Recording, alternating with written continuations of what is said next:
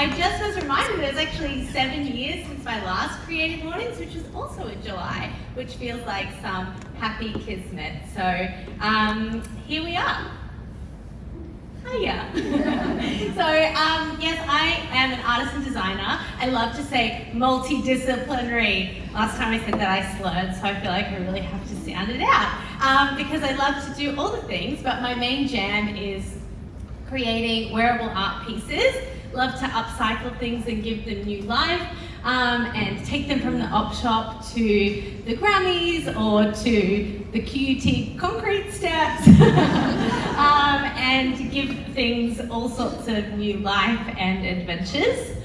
I also love to make all kinds of artwork, really. I love to scale things up and try to make sculptures. This was a try that worked out, a pom-pom swing. And this was part of a Museum of Brisbane show that I did a few moons ago. And I also love creating like mixed media artworks and filling them with like old trinkets and secrets and things like that. And this was a piece from my Cute Tomb show a few years back at St. Cloche Gallery, which I'll talk a little bit more about soon. Also love to do installation artwork and really kind of like create immersive worlds. I love doing workshops and things and kind of giving people an opportunity to kind of step into the universe that I'm trying to create. Written some books and working on some more. And a big part of my kind of day-to-day job is also working with clients. So I have done a lot of client work over the years, kind of like creating content, doing styling for brands like Disney and Lego, My Little Pony, Barbie, and my kind of biggest client at the moment, which is kind of weird, is Airbnb. I have been working with them on their Only On global campaigns, where we are really doing something that I love, which is world building and activating their stories and creating kind of sets out of them. So I've worked with them on their Bluey house that we did last year, Hobbiton in New Zealand, and most recently a traditional gas hose style house in Japan, which was a total dream in this remote village called Gokoyama. And I'll be working on another one later this year. So that's my work. Getting to the key matter at hand, I have made a pass the parcel for today, which I thought would be really fun. I've never done this in a talk before, so let's see how it goes. Yes. Yay! You're very close to the pass the parcel. Okay, so you probably all played, well, you can hand it out, you can pass that parcel, yeah. So how it's gonna work is, my talking will basically be like the music of what is usually happening in a pass the parcel. So during the talk, as a beautiful distraction, it's just gonna pass around, and then there's gonna be slides that say stop, and then we're gonna stop, and someone is gonna like unwrap the parcel. And then there's a very aggressive, it's not aggressive, but there is a question in each layer. So that is the toll that you have to pay for getting the goodie that's inside. So someone's gonna hand the microphone and put you on the spot in a stream of consciousness way, and you have to answer the question. But if you really don't want to, you can pass the parcel. and you don't have to if that feels stressful and like upsetting. So we don't want to upset anybody today. That is not a treasured experience. So you can start passing it around. Why don't we just start? The music is me talking. You can pass the parcel. Oh, that felt good and got a lot of energy out. That was really helpful to explain those rules. I've lost the clicker. Okay. So any questions at this time are in Pass the Parcel? Great. Excellent. So just pass that until we see a slide. Okay. So treasure is the theme of the hour, but I wanted to talk about the trash and treasure markets. So I grew up in Victoria, and when I was a kiddo, I think probably starting when I was about 7, my parents would take us once a month to the trash and treasure markets. Mum would like clean out the cupboards and like sift out all our old junk, take out our old toys, the like those spinning fairies that you would shoot at your siblings, sold at the trash and treasure markets. And I have like so many memories from this spot. And it was probably my first experience of like thrifting and seeing people buy old stuff. I remember being like really confused at the time, like, why are people buying our old junk? Like, what is going on?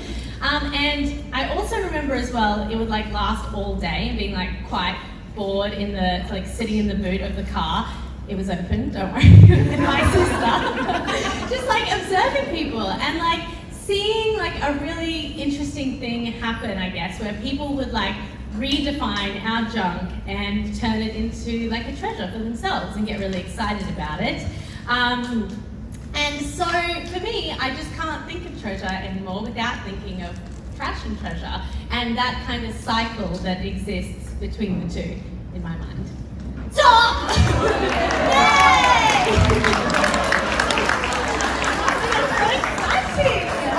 Also, it's someone's birthday. Did I hear that as well? Was that? That's a lie. I just thought I heard that it was someone's birthday. Feels like a birthday. Oh, it's our collective birthday. Stunning. Well, that's good that there's a present. You have to put them on as well.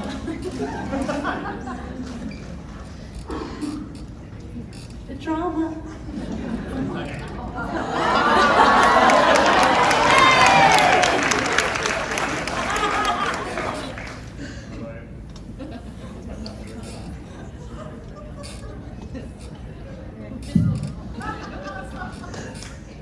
I can talk loudly. Can everyone hear me? Yeah. I love that. Okay, hello. This question says, what is your idea of a treasure? That's so many questions. Yeah, these are tough. Way tougher than I thought.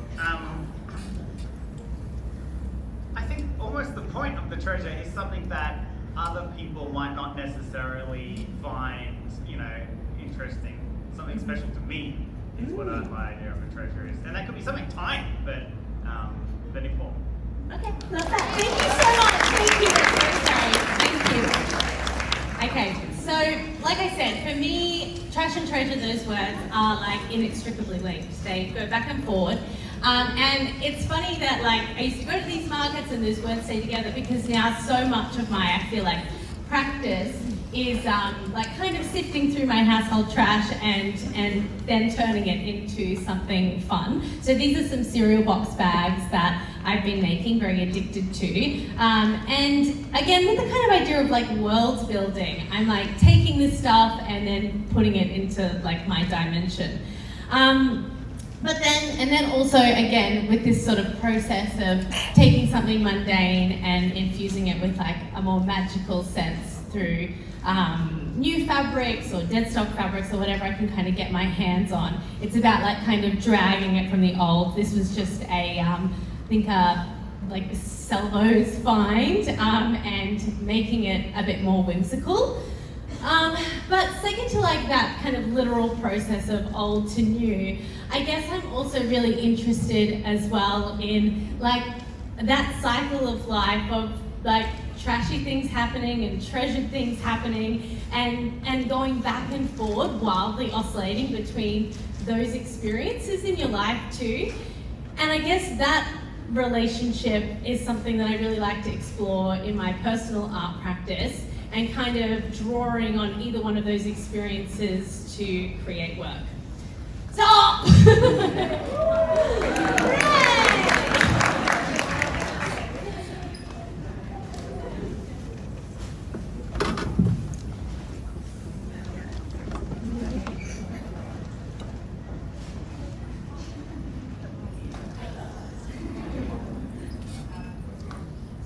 What is your most treasured possession and why? I have this toy monkey. I'm a 30-year-old adult and I sleep with this monkey every night. And yeah, I would, in a house fire, that's all I would take. So I don't know why.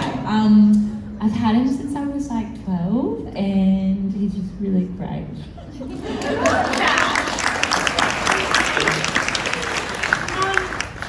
much. So when I talk life and that back and forward between the things. I'm also not speaking like just so literally about garbage. I'm also kind of like thinking in regards to trash about the trashy things that happen in life. And I guess as we get older, and I mean as I've gotten older, you know, I guess I've experienced for the first time, and I've been lucky to experience at this time, things like real grief and sadness and illness and things going wrong and trying to juggle like the practice with the real life things, and it's very full on. But whilst that can be really overwhelming, reminding myself of that bouncing between those two things again, like as artists and creatives, I think it's like so incredible and amazing that like we have the power to make the best of things, and that we can drag things from the crummy to the good. And if we're working creatives, I think we can get really stuck into a cycle of like just commodifying our work and seeing our work as something that brings income, because it does, and we kind of like plunder our work and like see where we can take it, and like we have to do that to survive as creatives, and that's really necessary. But I guess what I want to talk about today and like reflect on with some of the projects I'm going to go through is that like our creative practice is there for us too. It's there as a resource to help us through difficult times, and it's there as something that we can use as like a therapeutic thing, and to like tease out what's going on in our life and tell the stories that might just be like minutiae to other people, but it's like who we are. And there's so much that goes on that people don't know about, and I think it's just awesome and necessary as creatives to try and tell those stories and find the time for those personal projects where you can do this. So that's a real like thing that I'm trying to focus on as I'm moving through my practice, because I'm so guilty of getting like totally wrapped up in client work and, you know, paying the mortgage and all that sort of stuff, but that transactional relationship with your work and life can just become a habit that I kind of want to remind us of today, that like our practice is there for us too, and that's really exciting. Cool. Stop!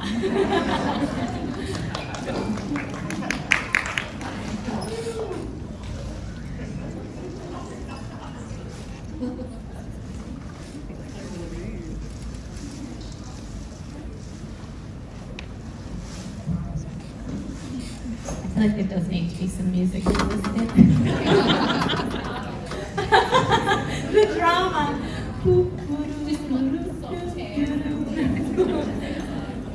All right. Okay, the question is there anything treasured from your past you regret throwing out? If yes, why? It's a hard one.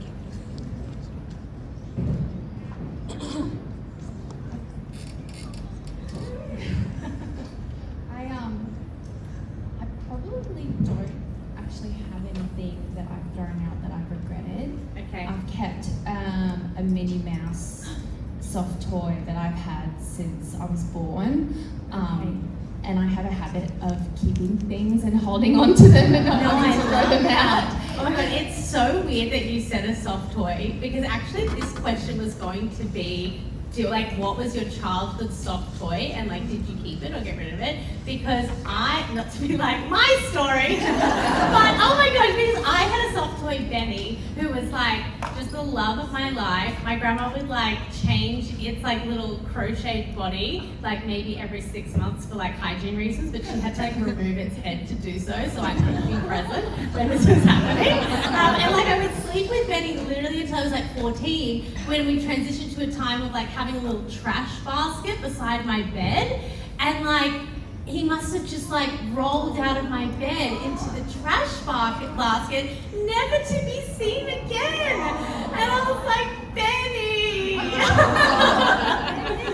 Anyway, that was unexpected, but that actually like seamlessly ties us into the next slide, because I feel like I owe Benny an apology. I'm sorry I didn't take better care of you, Benny.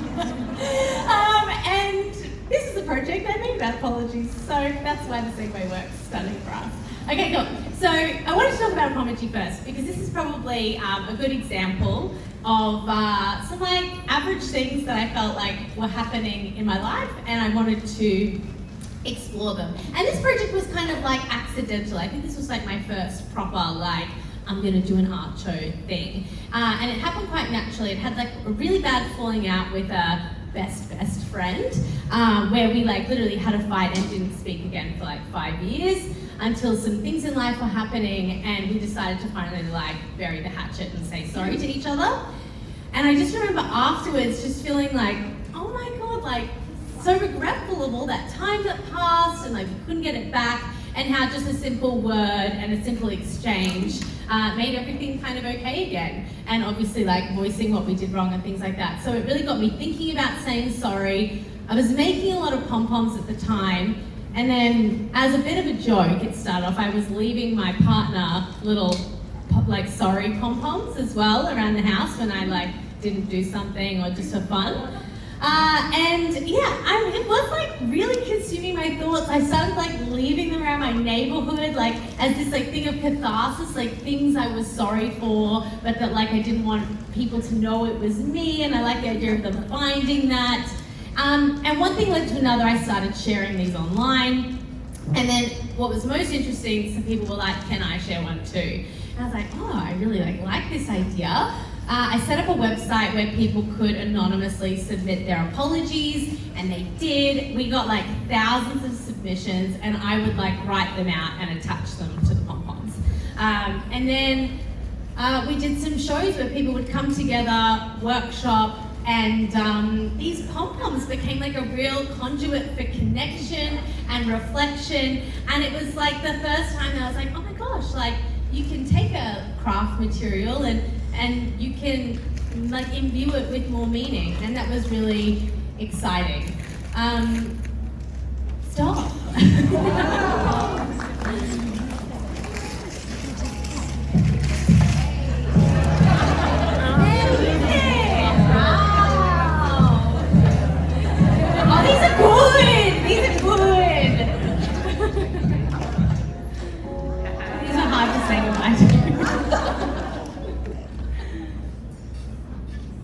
Do you have a memory of a treasured friendship? Could be in real life, digital, with a pet, or even just a friendship you have observed.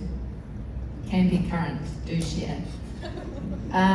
Probably the best relationship or treasured friendship I have is my friend who's currently in Switzerland, and we met in London, and it was just a fantastic time to go through life.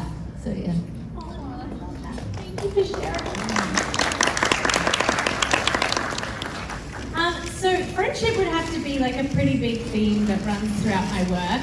I think that, before I entered like a grown relationship with my partner, those were the relationships that really consumed my life. But probably like majorly like my female friendships, and like in my youth, a lot of them just like fizzled out, and like I spent a lot of time probably like in my late 20s like reflecting on some of these friendships that like ended really strangely, that was so intense but then like vanished. And in particular, I used to have this letterbox, and you know, when you like pass notes to each other in class and stuff, I would collect all those and keep them. And I think I did keep them as a bit of like social capital. Like I have receipts. Like I have receipts. I have Caroline's soul. And this was said letterbox. And I like dug it out when we moved house, and I was like, oh my God, like this is a treasure trove of the past. And like, who are all these people? Who am I? Who is this psycho who took Caroline's soul? Like, what is going on? And I started like concealing them in these like gloopy glue and resin, and making them like otherworldly. And I love the idea. I would like put the letter inside, so I would kind of like say goodbye to the letter and seal it in as like a little crypt of the past. And I love the idea that like people who like bought some of these works would like have them in their house and literally like have a little piece of my past. I just thought that was really interesting and cool. And I love exploring that in my work too, this idea of like secrets, and I'm just thinking like right now too, like I think for me like secrets are a form of treasure, you know, like something that you feel like you have that's really special, and I think that's what that letterbox was totally about. Oh my god, it's like a little treasure chest, guys. Oh my god, I've never said treasure so much. Oh my god. Okay, and this kind of culminated this cute tomb project, which is what that was called, in like I read through a lot of these letters, and like, oh my gosh, it was actually right here at the, when it was the Fantauzo Hotel, I think. It had rebranded to the Crystal Brook, good for you guys. And just drew for 24 hours, kind of like meditating in a frenzy. It was psychotic. This was like, I don't know if this was during COVID, but it was bananas. I just remember my friend like delivering me a Magnum Ego really late at night and eating it and drawing these pictures. But looking back at them again, I made 12 in 24 hours, so it must have been like one every 2 hours coming out, and just using these letters as stimulus. And again, what I love about this work is that probably looking at it and seeing it, like you wouldn't really know what's going on, but I do feel like that energy is kind of like coming through the work, this like frenetic kind of like time travel-y stuff, and ultimately reflection on this strange period and this strange box of letters. Stop. Fabulous, yay! Music.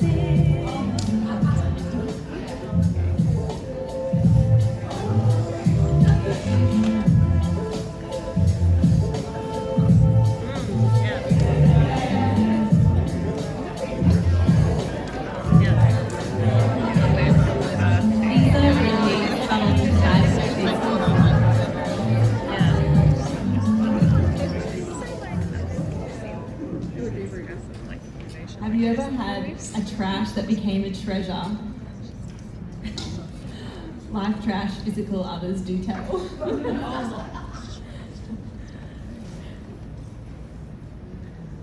I think just general experiences where they're like horrible at the time and then later it turns out to be a real blessing, and you can see like with some distance, you see like how good a place you are in later. It's a really dark question. I know it is pretty dark, but these are dark times. These are dark times. I know, like, it's quite heavy for a Friday, but speaking of trash, COVID, that was a time, the pandemic. And seamless segues, guys. It's like I planned this. COVID was like a strange time, as we all probably remember, for creatives. And I think a lot of my work prior to COVID existed a lot in public workshops and in making costumes for musicians, and obviously all that stopped, and I needed to find another avenue to like make some things and sell them on my online store, but I didn't really know what to do. Like making jackets at that time just like didn't really make sense, and I had a lot of feelings about the times. And I started to kind of translate what this came after, or was around the time of Cute Tomb, I think. So I started like exploring that idea of sharing feelings with these letter beads and taking some things from the time, which this was actually a news headline in Japan about some people riding a roller coaster during COVID, and they were asked to please scream inside their hearts because they weren't allowed to scream physically, and I just thought that that was bananas and was very indicative of the times. And this one was very meaningful to me as well, because I felt like that's like all I would do at the time was just like watch TV shows with my partner and like actually just be like really sitting there and worrying about things. And this was actually it was like quite a small body of work that I did, but it was really important. And I did a bit of research at the time about this artist that I love. I actually should have made a slide with her work, but you might know her already, Tracy Emin, who is this incredible feminist artist, and she talks about radical vulnerability with her work, and talks about connection through sharing truths, I guess. And a lot of her work is like giant quilts with, she talks a lot about her past, and I mean that's such a great example of like things that no one knows exactly the context or the stories behind that, but like it's coming through in the work. And this is probably like my teeny weeny little attempt to start connecting with this way of thinking, but it has definitely like stayed with me into my practice now. So. Hey! Oh my god, yes! Point there to is like, that's a good example as well of like starting to like take something that was so shitty, like what was happening during the pandemic, and trying to make something out of it. Oh my god, nice hat! Hello? What is your idea of treasure? Something that surprises me. Ooh, I love that. Great. Cool, thank you for sharing. So this is a fun slide because last year it was full circle from the Trash and Treasure Markets, guys. This was the Trash and Treasure Planet Prom. So everything in this collection, all the garment bases were sourced from op shops or vintage stores online, and then upcycled with new materials. And all the tinsel that was used in this show was donated from my online followers, which was amazing, and given new life. And it was totally like that full circle thing. And I've just got a few little like process shots of how these things started out. So this was like a vintage wedding dress. Oh my god, this dress was like $20. It was crazy. And yeah, I used tulle to just like cover the surface and just turn it into something like totally unrecognizable. I'm really excited about this dress actually because I've got another fashion week coming up, and I couldn't bring myself to sell this piece because I just loved it so much. So I'm just like gonna upcycle it again in a slightly different way. Just like, who makes the rules on that?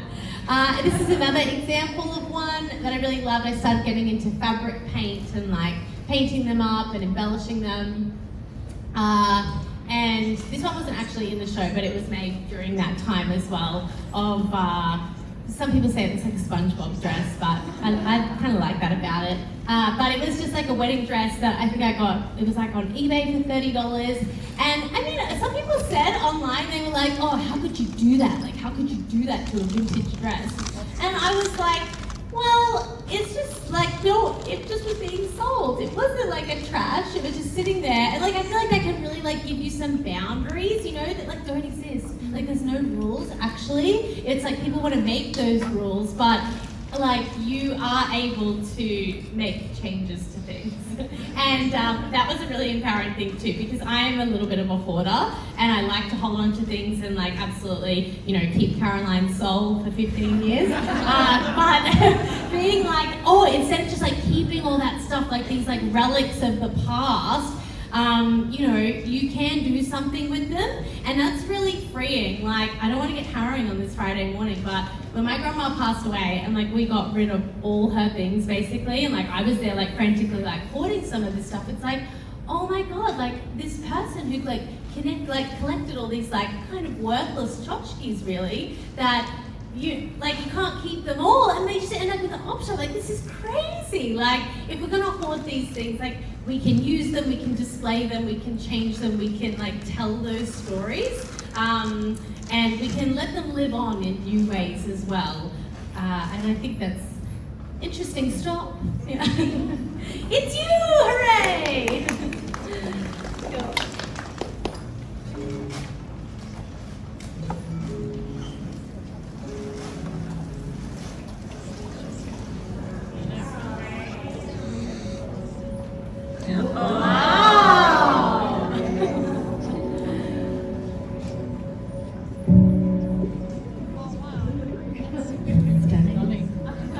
Hello.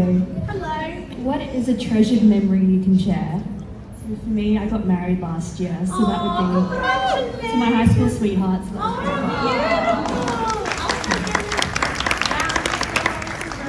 beautiful. Love that. Thank you for sharing. Treasured memories. Harry Styles. So this connects to the Brisbane Fashion Week show. This is a crazy turn of events. So this was a trash jacket that was made.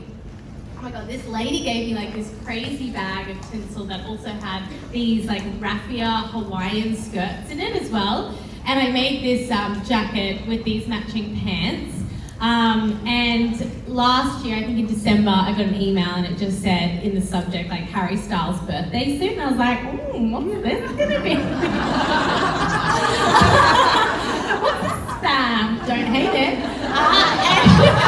Anyway, it was an email from an actress Pleasure Arena in Palm Springs, and they were like unexpectedly hosting Harry Styles for his birthday, as you do. And they were like, we want to get him a present because he's been here a few times, we love him, and we want, will you make us something for him? And I was like, absolutely. And I pitched them this jacket and I was like, look, it's a quick turnaround. I had like 2 weeks to get it together. I was like, we have this trash jacket, we have the pants. Why don't we like add a vest and call it a day? And they were like, yes, let's do it.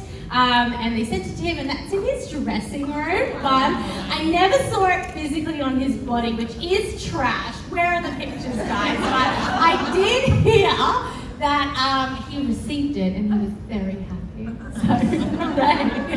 But I feel like that's like just such a great cycle of like what happened with that stuff. Like that tinsel, who knows? I don't know what event she was using it for, but it started off with that story. It like had this big adventure at Fashion Week, and then thanks to a little bit of light hoarding from me, I couldn't get it away. It was able to like go on this like other adventure. And like, I mean, who knows where it is now? Who could say stop? Oh, we get to the pointy end, guys. It's exciting. This music is so great. I feel like I should just talk softly and ASMR about trash and treasure. The hard glass is very Harry Styles, actually. That was not planned. Okay, cool.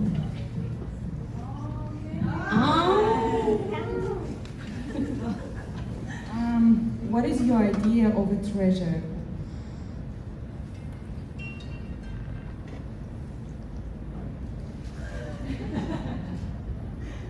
I don't have any ideas in the early morning on Friday. That's okay, but I really put you on the spot. You can pass the parcel, but also do share. No pressure.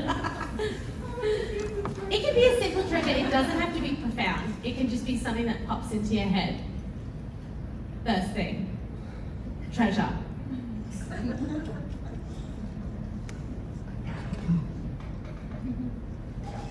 Friends. Love that. That's a great answer. Yes, round of applause for friends. Yes, absolutely. Okay, so we're wrapping up now. We're getting to the end. This is some current work that I've been doing, which is just some Vito art. Talking back to our good friend Tracy Emin that I was mentioning before, I was really inspired by specifically these books that she did, where she was talking about her past and things like that. And yeah, I'm going to say this year has been like this, I'm going to say this financial year has been really challenging for me. My beautiful Poochie passed away, and I feel like quite unwell.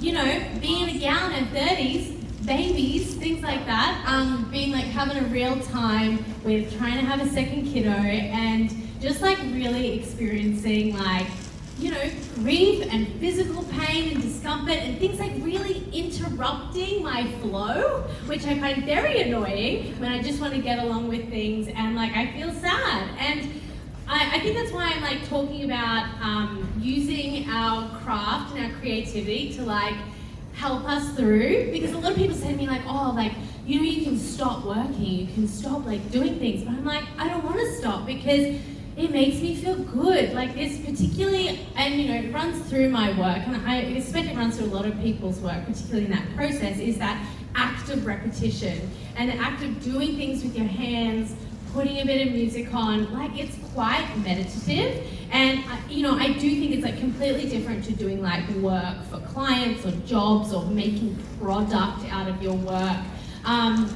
This stuff for me, even though it's like I feel like it's still quite in its infancy, this work. You know, it's just like a space to start exploring some feelings and sharing some things. Like, you know, no oopsies, just daisies. My Poochie's name was Daisy. And, you know, maybe looking at that work as someone just passing by, you're like, oh, cute little quip. But for me, like, I made this in the depths of my sads as like an honor to her. And, you know, part of me like wants to keep that forever, but it also feels good and cathartic to like let these things go as well. And I feel like that there is just that cycle of like taking out trash, turning it into treasure, and stop. Oh, Oh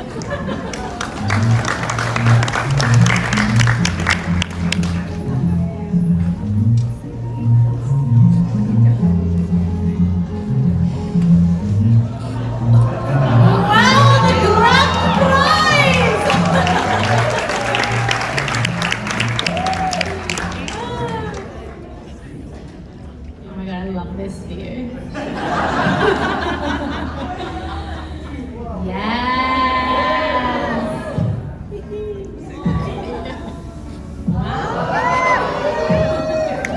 The armholes are really hard to find in this. Just word of warning. Oh, you can do it. Maybe you need someone to robe you. Yes. I love this journey. Oh, yeah. I struggled last night.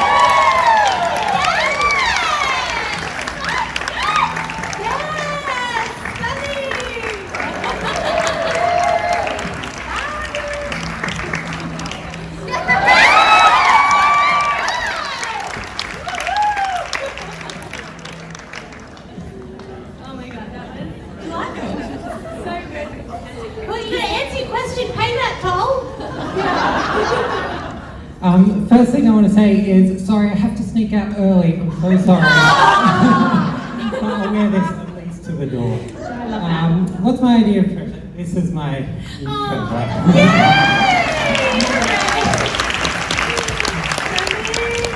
She upcycled too. Okay, that's really the end. I'm going to bring us right back to that beautiful treasure analogy, which is, this is what I was actually going to start talking about, and I was like, it's too trite, we can't start with the treasure map. But I was like, oh my gosh, the creative journey, there is no treasure map. There is no like pathway to where we're going, and I've really found that, and I still find that all the time. Like just when you think you have a goal, the bench, what do they say? Like the bar moves, the footsteps shift, the goalposts. Sports, no. Just wiped it from my mind.